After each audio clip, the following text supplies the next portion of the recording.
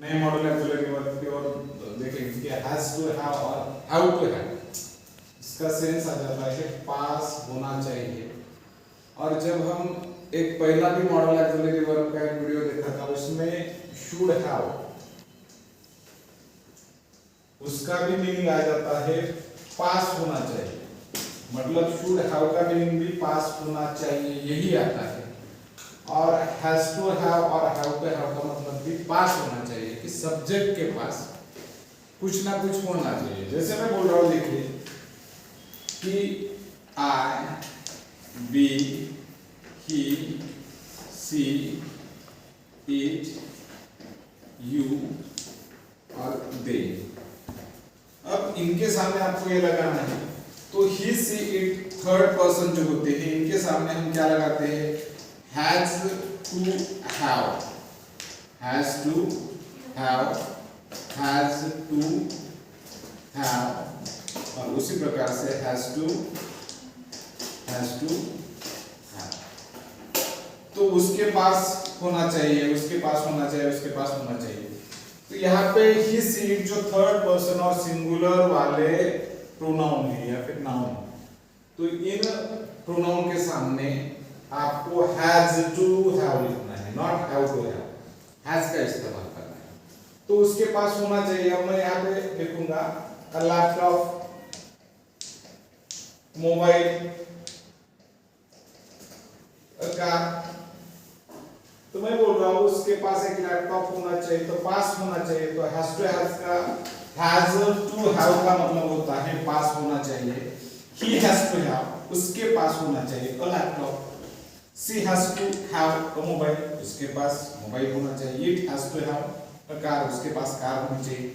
लेकिन आपको एक बात बड़ी ध्यान से देखनी है, आई, वी, यू, दे, इनके सामने आपको हैज नहीं लिखना है, आपको लिखना है हैव। तो ये have to have, have to have, have to have, उसी प्रकार से यहाँ पे भी यू हैव टू हैव, और यहाँ पे भी you have to have.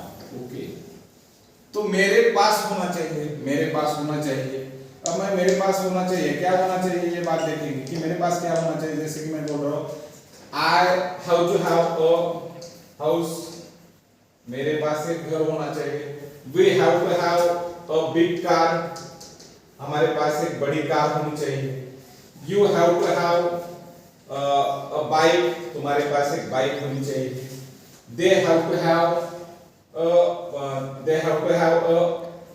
Car, उनके पास एक कार होनी चाहिए। अब देखिए कि यहाँ पे हैव टू हैव, आई के साथ हैव टू हैव आ गया, बी के साथ हैव टू हैव आ गया, यू के साथ have to have, and they के साथ हैव टू हैव। लेकिन he, she, it third person और सिंगुलर जब भी आते हैं तो आपको हैज टू हैव लिखना है। समझ में आ रहा है? ये छोटी कंसेप्ट है, लेकिन यहाँ ध्यान रखना है हैव, और यहाँ पे हैज, लेकिन टू हैव कॉमन है सबके पास। ओके, उसके बाद में आपको क्या करना है, ये हैव टू हैव या हैज टू हैव, इसके लिए आप शुड हैव भी इस्तेमाल कर सकते हो। जैसे मैं बोल रहा हूँ आई, इस सेंटेंस को I have to have a house, तो मैं बोलूंगा I should have a house. तो ये और ये सेंटेंस अलग नहीं है कि मेरे पास एक घर होना चाहिए और मेरे पास एक घर होना चाहिए, दोनों सेंटेंसेस एक ही है। समझ में आ रहा है आपको कि यहाँ पे शुड हैव, इसका मतलब ही यही होता है। तो शुड हैव मतलब कि has to have to have और शुड हैव एक ही है, एक जैसे, ये और ये अलग नहीं है। तो आप has to have to have और शुड हैव का इस्तेमाल कर सकते हो। अब यहाँ पे आप ऐसे भी लिख सकते हो, यहाँ पे जो हैव टू हैव है इसकी जगह पे आप शुड हैव भी लिख सकते हो। इसका मतलब भी यही आता है कि I should have a house, we should have a big car, he should have a laptop, she should have a mobile, it should have a car, you should have a mobile, they should have a car। सिर्फ फर्क क्या है कि जब he, she, it आता है तो उसके सामने has to have लगता है, और I, we, you, they के सामने have to have लगता है। लेकिन जब आप should have का इस्तेमाल करते हैं तो सभी जगह पे आप should have का ही इस्तेमाल कर सकते हैं, कोई डिफरेंस नहीं है। ये बात आपको समझनी, ओके।